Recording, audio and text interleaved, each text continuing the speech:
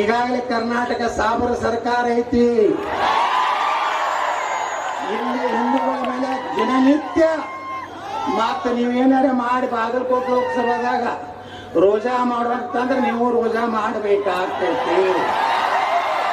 ಯಾಕಂದ್ರೆ ಗಜಕೇಸರಿ ಯೋಗ ಐತಿ.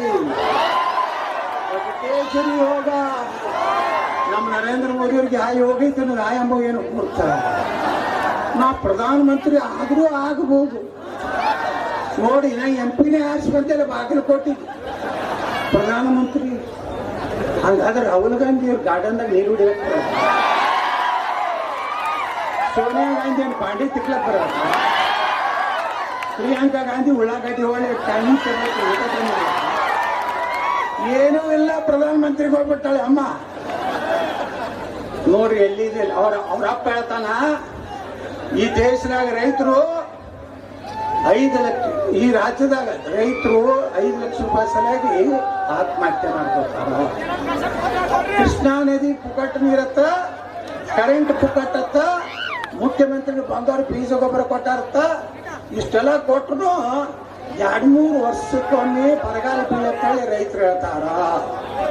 ಹಂಗೆ ಹೇಳ್ತೀರಿ ಯಾರೇ ಯಾರ ಕಡಲು ಸಂಬಂಧ ಹೋಗಿ ಮಳೆ ಬಡದ ಯಾರು ತಿಳ್ಕೊಂಡಿರೇನ್ರಿ? ಅದು ಯಾಕೆ ಹೇಳ್ತಾನಂದ್ರೆ ಸಾಲ ಮನ್ನಾ ಏನೋ ಬರ್ಲಿ ಅದು ಮುಂದೆ ದಂಡಿಗೆ ಬರ್ತದೆ.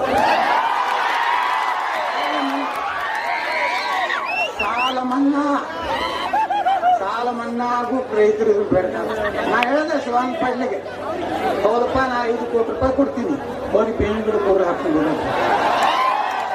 ಅಲ್ಲಿಂದ DK ಶಿವಕುಮಾರ್ ಶಿವಾನಂದ ಪಾಟೀಲ್ ಹೇಳಿದಲ್ಲಿ ಸ್ವಲ್ಪ ಸತ್ಯ ಇದೆ. ಹಂಗಾದ್ರೆ DK ಶಿವಕುಮಾರ್ ನಿನ್ಗೆ 50 ಕೋಟಿ ಕೊಡ್ತೀನಿ, ನೀನು ಜಾರಿಗೆ ಕೊಟ್ಟು ದೂರ ಅಂದ್ರೆ ರೈತರ ಇಷ್ಟು ಹಗುರವಾಗಿ ಮಾತಾಡ್ತಾ ಲೀಡರ್ಗಳು